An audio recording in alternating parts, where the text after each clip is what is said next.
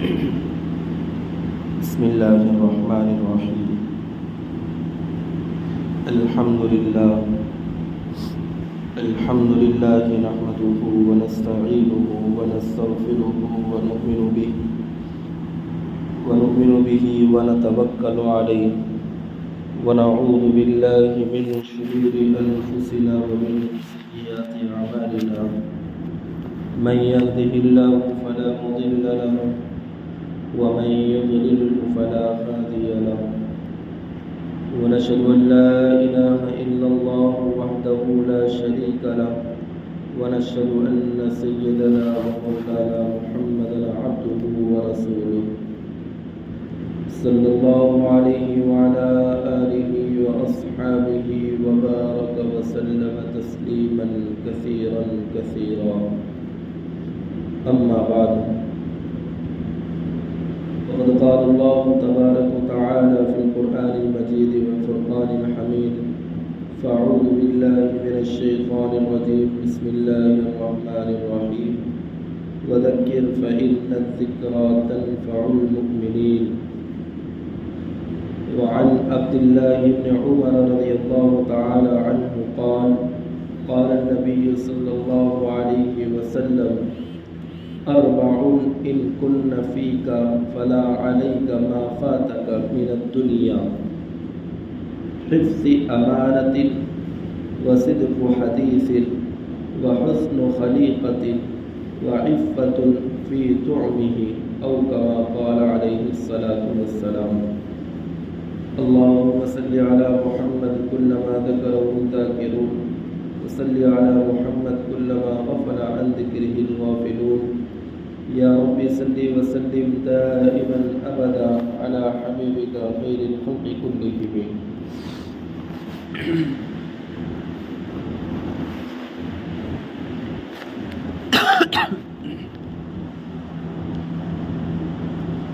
محترم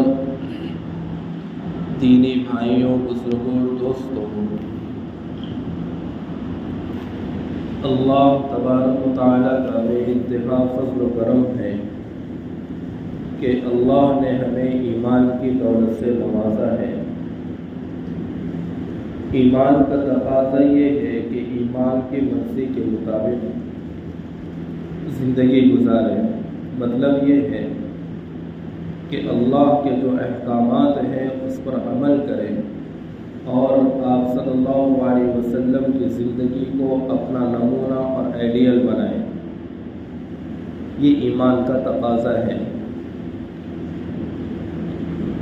میرے بھائیوں، بزرگوں، دوستوں، آپ حضرات کے سامنے ایک حدیث مبارکہ پیش کی گئی ہے. اس حدیث میں آپ صلی اللہ علیہ وسلم نے بیان فرمایا کہ اگر کسی شخص میں یہ صفات موجود ہوں، یعنی حدیث میں 4 صفات کا ذکر کیا گیا ہے، اور وہی 4 صفات میں آپ حضرات کے سامنے پیش کرنے کی کوشش کروں گا. آپ صلی اللہ علیہ وسلم نے ارشاد فرمایا کہ اگر وہ 4 نعمتیں، 4 چیزیں بندے کے حاصل ہو جائے اور اس کو نصیب ہو جائے اور وہ اس کو اپنا لے، تو دنیا کی کون سی بھی نعمت اس کو نہ ملی ہو تب بھی اس کا کام چلے گا، اور بندہ یہ محسوس کرے گا کہ جب اللہ نے مجھے یہ 4 چیزیں نواز دیا ہے تو مجھے اس کے علاوہ کوئی اور چیزوں کی ضرورت نہیں ہے. دعا کرے کہ اللہ تبارک و تعالی ہم سب کو ان 4 صفات کو اپنانے کی توفیق نصیب فرمائے اور اسی کے مطابق زندگی گزارنے کی توفیق نصیب فرمائے. اس میں سے آپ صلی اللہ علیہ وسلم نے ایک پہلی صفت یہ بیان فرمائی ہے: حفظ امانت. اس کا مطلب یہ ہے کہ امانت کی پاسداری ضروری ہے، امانت کی حفاظت ضروری ہے، امانت میں خیانت نہیں ہونا چاہیے. پہلی صفت تو یہ ہے کہ امانت کی حفاظت کریں. اب بہت ساروں کو یہی ذہن میں ہے بہت سارے حضرات کے کہ امانت کس کو کہتے ہیں، تو ہم نے سادہ سا مفہوم یہ استعمال کیا ہے کہ فلاں بندے کے میرے پاس امانت ہے، کچھ رقم امانت ہے، مثال کے طور پر کچھ رقم ہے یا کچھ گھڑی ہے یا ٹوپی ہے یا چشمہ ہے، اسی طریقے سے گاڑی ہے، اور یہ جو بھی چیز آتی ہے تو بندہ اس کو یہ سمجھتا ہے کہ میرے پاس امانت ہے۔ مثال کے طور پر میں اگر سفر میں جاؤں تو میں نے میرے کسی ساتھی سے یا اپنے بھائی سے یا کسی دوست سے یہ کہہ دیا کہ بھائی میں باہر جا رہا ہوں، یہ میرے پیسے آپ کے پاس رکھ لو۔ سفر میں کہیں جا رہا ہوں یا سفر میں میرے ساتھ اپنا ساتھی موجود ہے تو میں یہ سمجھتا ہوں کہ اپنی رقم اس کے پاس، اپنا پیسہ اس کے پاس جمع کروا دوں، تو سامنے والا یہ سمجھتا ہے کہ اس نے امانت میرے پاس رکھائی ہے، اب اس کا تقاضا یہ ہے کہ میں اس امانت کو اس کے پاس لوٹا دوں۔ گویا کہ ہم نے کسی کو امانت سمجھ کر رکھا ہے کہ صرف اور صرف کسی کی رقم اپنے پاس یا کسی کا کوئی سامان اپنے پاس رکھا ہوا ہے اس کو ہم واپس لوٹا دیں۔ دور نبوت کے زمانے میں، یعنی آپ صلی اللہ علیہ وسلم کو نبی بنانے سے پہلے کے زمانے میں لوگ آپ کے پاس اپنی امانتیں رکھوایا کرتے تھے اور آپ کو صادق الامین کے نام سے جانتے تھے کہ آپ بڑے سچے ہیں اور آپ بڑے امانت دار ہیں۔ بہرحال ایک حدیث میں آپ صلی اللہ علیہ وسلم نے ارشاد فرمایا کہ 3 باتیں جس کے اندر پائی جائے گی وہ پکا منافق ہے۔ 3 باتیں جس کے اندر پائی جائے گی وہ کیا ہے، وہ کون ہے؟ پکا منافق ہے۔ ایک تو وہ کہ وعدہ خلافی کرے۔ مومن کون ہوتا ہے؟ وعدہ پورا کرنے والا ہوتا ہے، اور منافق کون ہوتا ہے؟ وعدہ خلافی کرنے والا۔ اب وعدہ خلافی کا مطلب کیا؟ میں نے وعدہ کیا کہ میں فلاں وقت فلاں جگہ پر آپ سے ملنے والا ہوں، اب میں نے تو وعدہ کر لیا، سامنے والا 3 بجے میرا انتظار کر رہا ہے، اب 3:30 ہو گئے، 4 بج گئے، شام کا وقت گزر گیا، وہ سامنے والا میرے انتظار میں ہی ہے اور میں اپنے وعدے کے مطابق اس جگہ پر نہیں پہنچا ہوں، گویا کہ میں وعدہ خلافی کرنے والا ہوں۔ تو آپ صلی اللہ علیہ وسلم نے فرمایا منافق ہے وہ شخص جو وعدے کو خلاف ورزی کرے، وعدے کے خلاف ورزی کرے۔ دوسرے نمبر پر امانت میں خیانت کرے۔ اپنی بات یہاں پر ہے کہ امانت میں خیانت کرے، یہ جو بندہ امانت میں خیانت کرتا ہے گویا کہ وہ منافق آدمی ہے۔ اور تیسرا وہ منافق آدمی ہے جو بات کرے تو ہمیشہ جھوٹ بولے۔ تو بہرحال ہماری بات امانت پہ چل رہی ہے۔ پہلی صفت تو یہ ہے کہ امانت کی پاسداری۔ اب امانت کو تو ہم اتنا ہی سمجھتے ہیں کہ کسی کا روپیہ جمع ہو جائے ہم اس کو واپس کر لیں، نہیں، امانت کا بڑا مفہوم وسیع معنی ہے۔ اب مثال کے طور پر اللہ نے ایک باپ کو ایک بیٹا عطا کیا ہے، اب جو بیٹا عطا اللہ نے کیا ہے، اب بیٹا ہو نہیں رہا تھا، اولاد ہو نہیں رہی تھی، ماں باپ پریشان تھے، دواخانوں کے چکر، پھر ہر طرف سے علاج معالجہ، اللہ سے دعا، یہ وہ ساری چیزیں بندہ ہر چیز کرتا ہے اب اولاد کے لیے کہ بھئی مجھے اولاد ہو جائے۔ اب اس کو اولاد ہو گئی تو اولاد اس کی ملکیت نہیں ہے، یہ بات ذہن میں رکھیں، باپ کی ملکیت میں اس کی اولاد نہیں ہے، اولاد امانت ہے اس کے پاس اللہ تبارک و تعالیٰ کی طرف سے۔ ہمارے پاس ہمارا باپ ہے، یہ امانت ہے ہمارے پاس، یہ نہیں کہ میرا باپ ہے، نہیں، وہ بھی ہمارے پاس امانت ہے۔ اس سے پہلے ایک حدیث آپ نے سنی ہوگی، کئی مرتبہ میں نے خطبے میں بھی پڑھی ہے، کلکم راع وکلکم مسئول عن رعیتہ، تم میں سے ہر شخص نگہبان ہے، نگران ہے، ہر ایک کو اس کے بارے میں سوال کیا جائے گا۔ اب روپیہ پیسہ میں کما رہا ہوں، میں اس کا مالک نہیں ہوں، اللہ نے مجھے دیا ہے، اللہ نے مجھے خرچ کرنے کا مکلف کیا ہے، میں اس کا مالک نہیں ہوں۔ اسی طریقے سے اولاد جو ہے وہ ہماری ملکیت میں نہیں ہے، وہ اللہ نے ہمیں امانت کے طور پر دیا ہے۔ اب امانت کا اب ہمیں کس طریقے سے اس کی حفاظت کرنا ہے ہم جانتے ہیں۔ اب گویا کہ اللہ کی طرف سے بیٹا اللہ نے دیا ہے، یہ امانت ہے، اب امانت ہمارے پاس ہے تو اب ہمارا فریضہ بنتا ہے کہ اس کی बचपन से लेकर 55 तक उसकी उम्र होने तक उसकी सही माना में तरबियत करना। अगर हमने अपनी औलाद की तरबियत नहीं की, सही तरीके से उसकी परवरिश नहीं की, तो गोया कि हमने अमानत में खियानत किया। अल्लाह हमसे सवाल करेंगे, ये तुम्हारी मिल्क नहीं थी। आज हम माल कमाते हैं, मेहनत मजदूरी करते हैं, सही बात है, माल कमाते हैं, रुपया हमारे जेब में जमा करते हैं, लेकिन हम इसके मालिक नहीं हैं।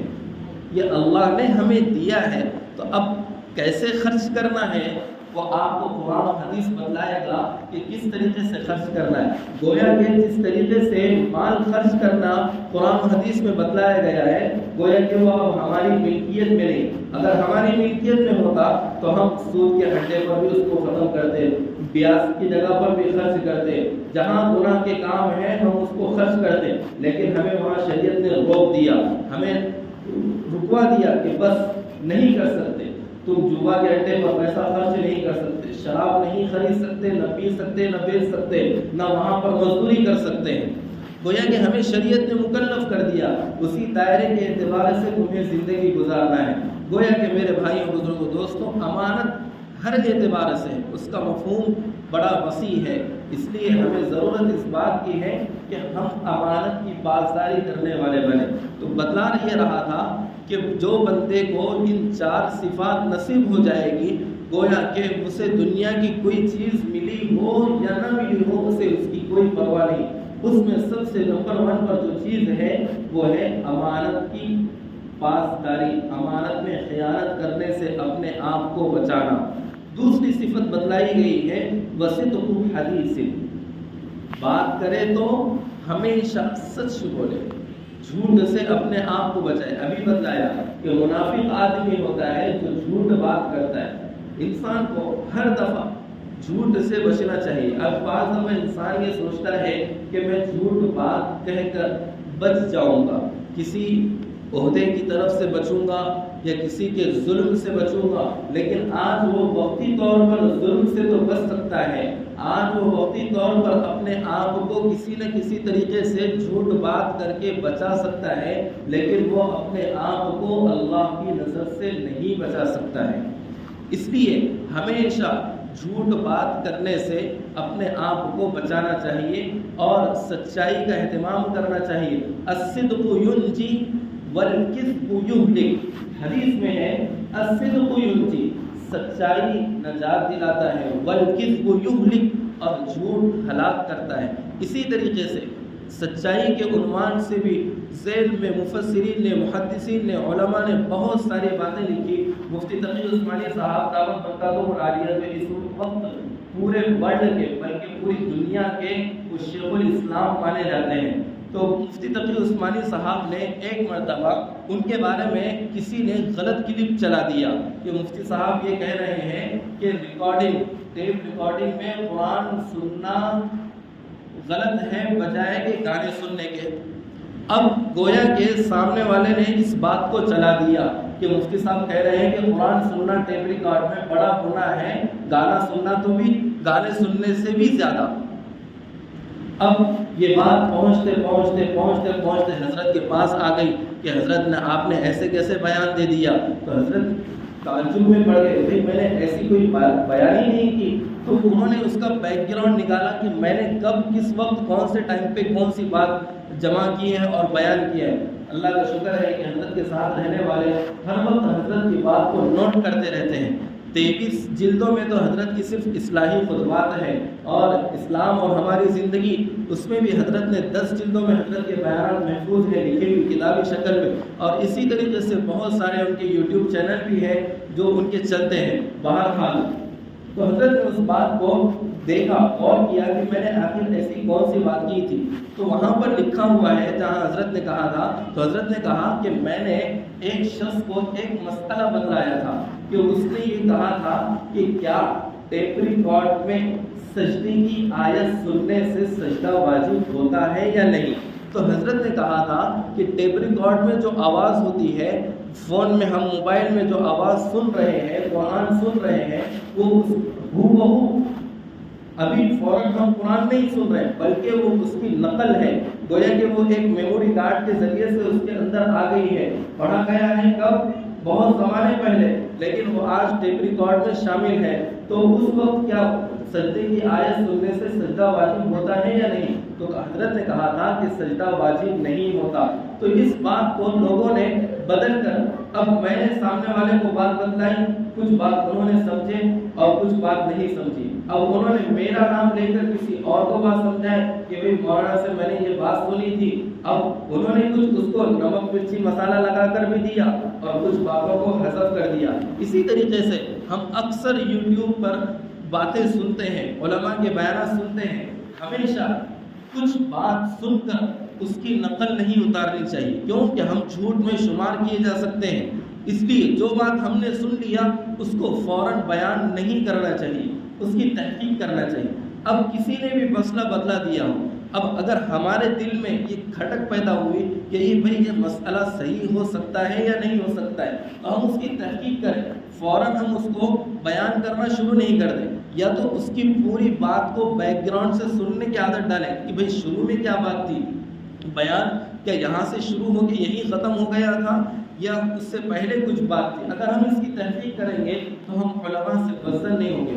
آج اکثر طبقہ جو علماء سے بزدل ہے وہ یوٹیوبر علماء سے بزدل ہے کہ بھئی مولانا نے ایسی بات کہہ دی۔ آج اس زمانے میں مفتی طارق مسعود صاحب کی میں مثال لینا پسند کروں گا کہ بہت سارے بیانات مفتی صاحب کے ایسے ہیں جو شارٹ بیانات ہوتے ہیں۔ مفتی صاحب کی ایک عادت ہے کہ وہ 1.5 گھنٹے سے پہلے بیان ہی ختم نہیں کرتے، کم سے کم تو 1 گھنٹہ ہونا ہی۔ اور یہ جو بڑے علماء ہوتے ہیں نا، ان کی چارجنگ کو ہی 15-20 منٹ لگ جاتے ہیں، ان کی بات شروع ہونے کو ہی 15-20 منٹ لگتے ہیں اور وہ بات ختم ہونے تک 1 گھنٹے کے اوپر چلے جاتی ہے۔ بہرحال اب کسی نے ان کی شارٹ کلپ بنا دیا کہ مفتی صاحب نے ایسی بات کہہ دی ہے، اب ہم نے اس کو پیش کر دیا، مفتی صاحب نے ایسی بات پیش کر دی، حالانکہ وہ حقیقت نہیں ہوتی ہے۔ ہمیں اس کے بیک گراؤنڈ میں جانا پڑے گا، پورا بیان سننا پڑے گا۔ اگر کسی نے ہمیں کچھ بیان سنا بھی دیا تو ہمیں اس کی تحقیق کرنا پڑے گا۔ بہرحال میں یہ بتلا رہا ہوں، ایک تو ہے امانت کی حفاظت اور دوسرے نمبر پر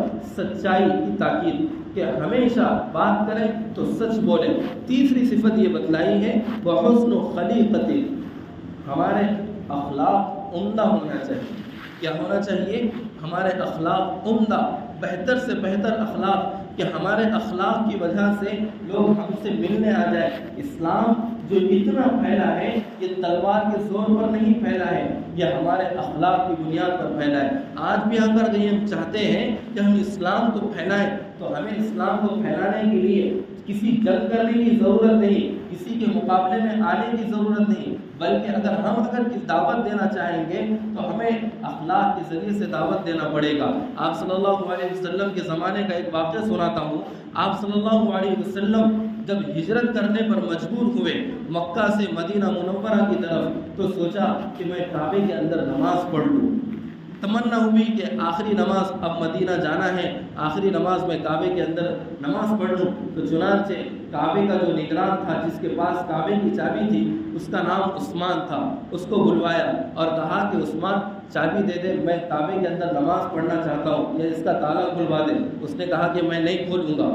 پھر آپ صلی اللہ علیہ وسلم نے دوسری مرتبہ کہا کہ بھائی چابی دے دے یا لاک کھلوا دے، میں صرف 2 رکعت نماز پڑھنا چاہتا ہوں تاکہ آخری مرتبہ میں اللہ کے دربار میں پیش ہوں کہ بھائی مکہ آنے کی بعد میں توفیق ملے گی یا نہ ملے گی، مدینے کے اندر ہی رخصت ہو جاؤں گا یا میرے ساتھ کیا معاملہ کیا جائے گا اس کا مجھے علم نہیں۔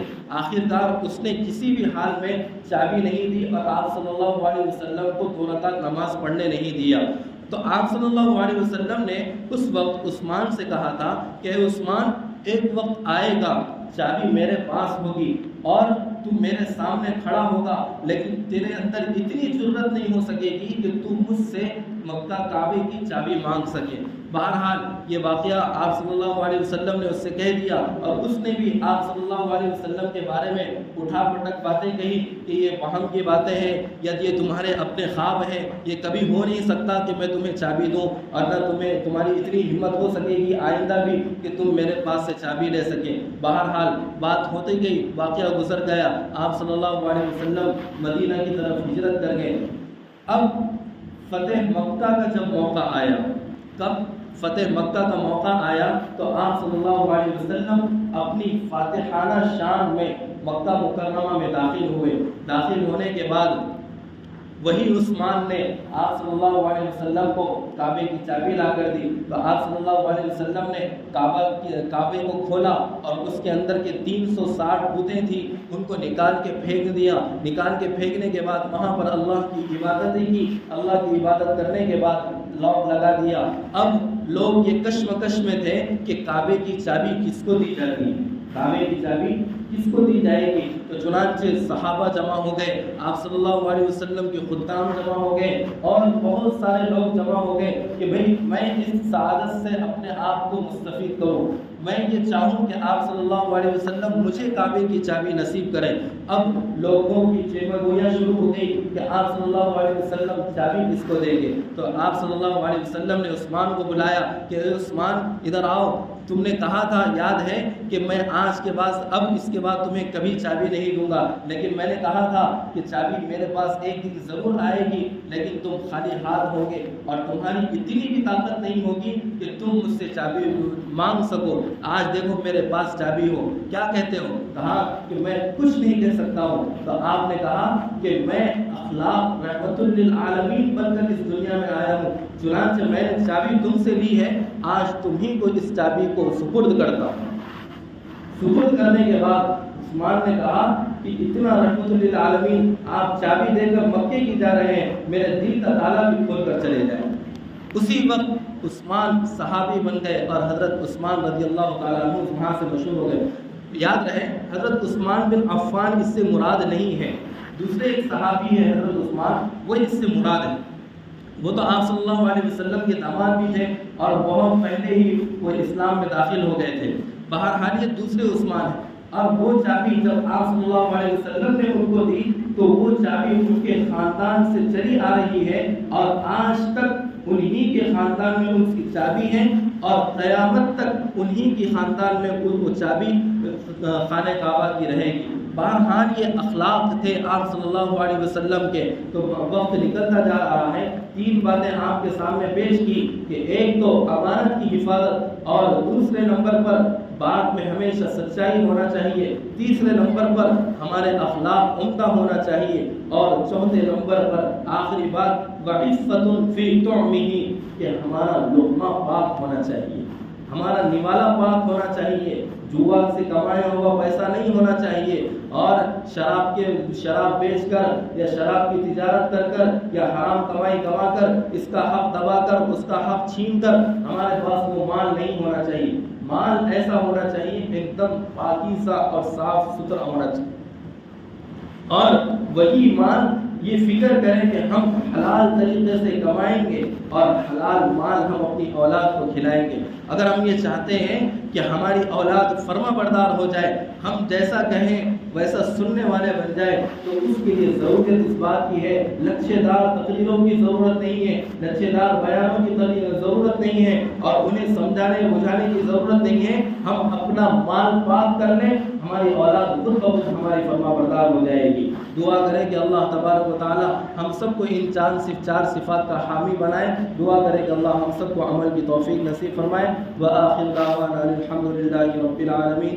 جو حضرات سنت ادا نہیں کیے وہ سنت ادا کریں۔